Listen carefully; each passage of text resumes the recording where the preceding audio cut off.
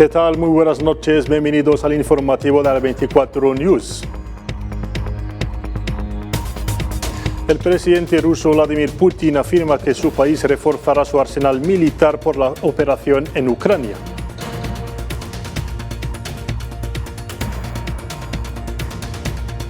El mandatario ucraniano Volodymyr Zelensky llega a Estados Unidos en medio de tensiones con Rusia.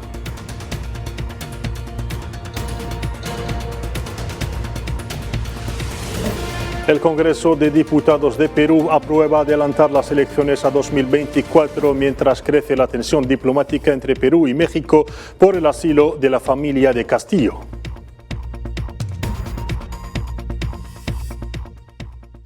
Hola de nuevo, lo decíamos en portada, el presidente ruso Vladimir Putin ha afirmado hoy que su país iba a seguir desarrollando su potencial militar, incluyendo la preparación del combate de sus fuerzas nucleares en pleno conflicto en Ucrania y en plena crisis con los occidentales. Detalles a continuación con Merim Labri.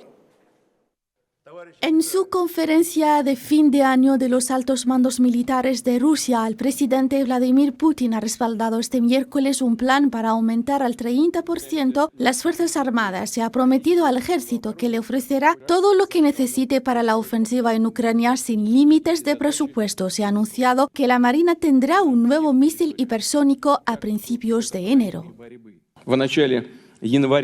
A principios de enero, la fragata amiral Gorchov contará con los servicios de nuevos misiles Zircon, que, lo repito, no tienen equivalentes en el mundo. Putin ha instado a mejorar la capacidad de la tríada nuclear del país compuesta por la aviación estratégica, los misiles intercontinentales y los submarinos atómicos. Seguiremos manteniendo y mejorando la preparación al combate de nuestra tríada nuclear.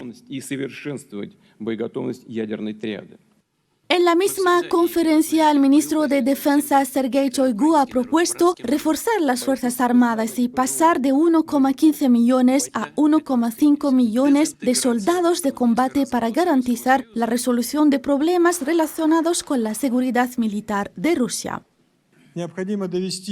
Es necesario aumentar el efectivo de las Fuerzas Armadas a 1,5 millones de militares. De ellos, 695.000 serán contratados como soldados profesionales. La celebración de la conferencia de la Plana Mayor de Rusia viene anunciando los firmes objetivos militares de Rusia en su guerra en Ucrania, un conflicto que Moscú ha prometido proseguir hasta la consecución de todos sus objetivos. Y por otra parte, el presidente ucraniano Volodymyr Zelensky ha sido recibido hoy en Washington por el presidente estadounidense Joe Biden en el marco de su primer viaje al extranjero desde el comienzo el pasado febrero de la guerra en su país. Reaccionando a este viaje, Rusia ha criticado el desplazamiento del mandatario ucraniano, estimando que ello no hará más que agravar el conflicto entre ambos países. Rusia ha anunciado hoy que varios de sus buques de guerra participarán esta semana en maniobras con la Marina china en el momento en que Moscú y Pekín refuerzan sus lazos en pleno conflicto en Ucrania. En un comunicado, el Ministerio de Defensa ruso ha indicado que estas maniobras se ejecutarán entre el 21 y el 27 del corriente en el mar de China Oriental y que incluyen ejercicios conjuntos de tiros de misiles, de artillería y de lucha antisubmarinos. Cambiemos de asunto. El ministro ruso de Asuntos Exteriores, Sergei Lavrov, ha afirmado hoy que ningún país europeo está en medida de iniciar investigaciones adecuadas sobre las explosiones del gasoducto Nord Stream en septiembre pasado. Rusia ha culpado al Reino Unido de las explosiones, afirmaciones que Londres rechaza. Los investigadores de países como Suecia y Dinamarca afirman que fueron el resultado deliberado de un sabotaje, aunque no han nombrado a ningún posible culpable. En lo referente a la situación en los territorios palestinos ocupados, las fuerzas de la ocupación sunistas han detenido a 10 ciudadanos palestinos en Cisjordania ocupada, según ha declarado la agencia de noticias palestina Wafa. Las incursiones sunistas han incluido allanamientos de casas y disparos de gases lacrimógenos. En el mismo contexto, las fuerzas de la ocupación sunistas han asaltado los patios de la bendita mezquita del Aqsa, obstaculizando el acceso de los ciudadanos palestinos a ejercer su derecho al culto. Cuestión saharaui. Una delegación del Frente Polisario participó en los trabajos del 55º Congreso del Partido Sudafricano ANC, Congreso Nacional Africano, celebrados entre el 16 y el 20 del corriente en Johannesburgo. En esta ocasión, el miembro del Secretariado Nacional del Frente Polisario y jefe de la Secretaría del Frente, Hatri Adu, agradeció en un discurso la posición firme y de principios del partido ANC y de la República de Sudáfrica para con el pueblo saharaui y su legítima lucha por la libertad y la independencia. En materia sanitaria, en China siguen aumentando peligrosamente los casos de contagio a la COVID-19 en medio de las preocupaciones de la Organización Mundial de la Salud, que estima alarmante la situación sanitaria en el gigante asiático. Al respecto, el director de la Organización Mundial de Salud, Tedros Adhanom Ghebreyesus, estima preocupante la situación y pide aclaraciones por parte de China. La Organización Mundial de Salud está muy preocupada por la evolución de la situación en China con el aumento de los casos graves de la enfermedad. Para poder realizar una valoración completa de los riesgos de la situación en el terreno, la Organización Mundial de Salud necesita informaciones más detalladas sobre la gravedad de la enfermedad, las hospitalizaciones y las necesidades en materia de cuidados intensivos. La Organización Mundial de Salud ayuda a China a concentrar sus esfuerzos en la vacunación a las personas vulnerables en todo el país.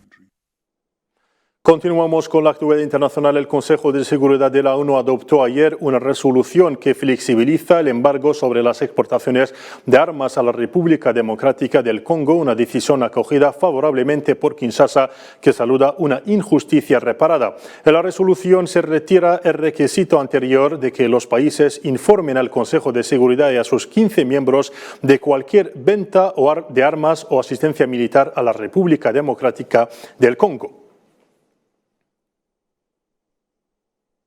En Perú, el Congreso ha aprobado adelantar las elecciones generales a 2024 para intentar detener la crisis y poner fin a las protestas desencadenadas por la destitución del expresidente Pedro Castillo. La propuesta del gobierno de Dina Boluarte se acogió con 93 votos a favor, 30 en contra y una abstención, en la espera de ser refrendada en la siguiente legislatura ordinaria.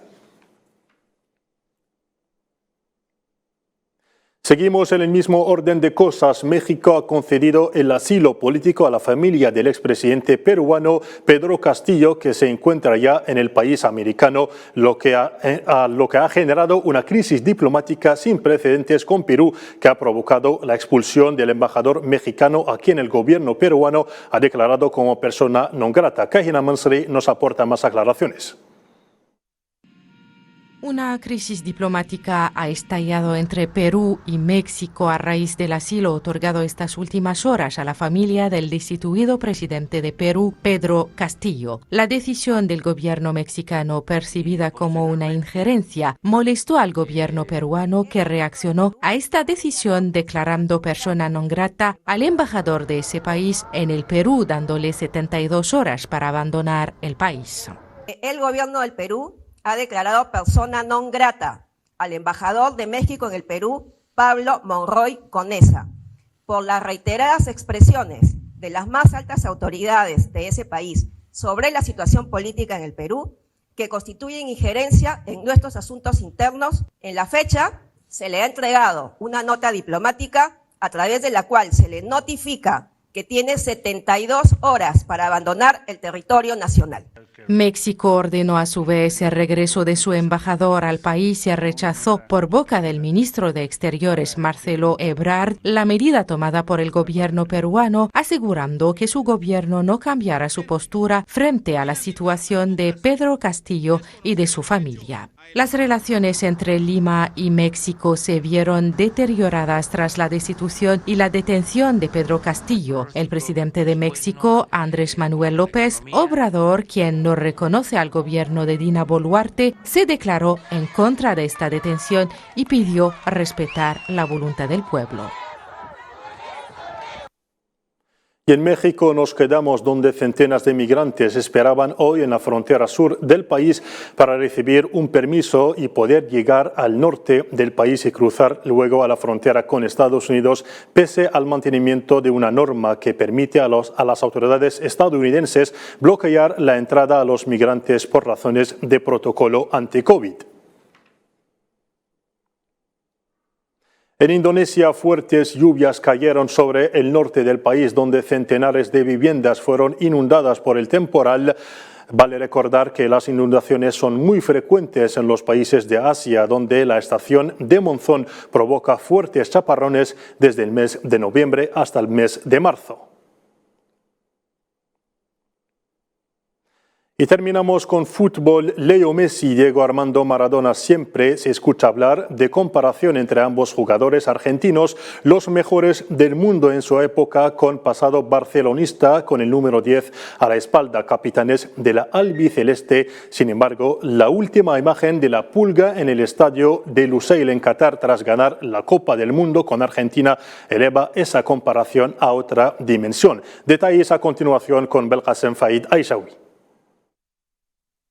Messi y Maradona, dos leyendas absolutas de fútbol. Ambos jugadores argentinos ganaron el Balón de Oro de la Copa Mundial de la FIFA en circunstancias diferentes. El Pelusa lo hizo tras proclamarse campeón del mundo, mientras que la Pulga la ganó en varias ocasiones. El par de iconos zurdos Messi y Maradona se encuentran entre las estrellas deportivas más grandes que jamás hayan existido, con récords casi inigualables. En sus 172 partidos con Argentina, Messi marcó 98 goles, lo que promedia alrededor de un gol cada 2 partidos. Mientras tanto, Maradona marcó 34 en sus 91 partidos, poco más de un gol cada 3 partidos.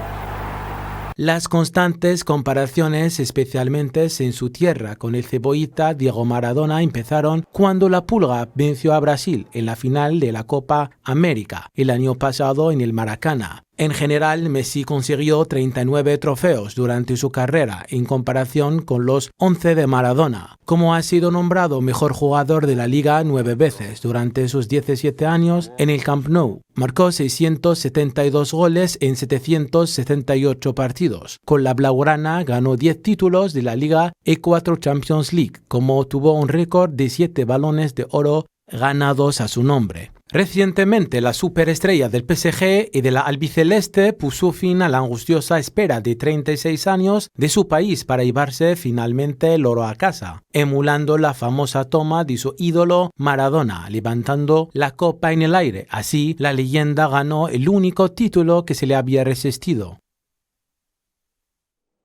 Y con esto terminamos este informativo. Gracias por su atención. Les recordamos que podrán seguir toda la actualidad en nuestras diferentes redes sociales. Un saludo.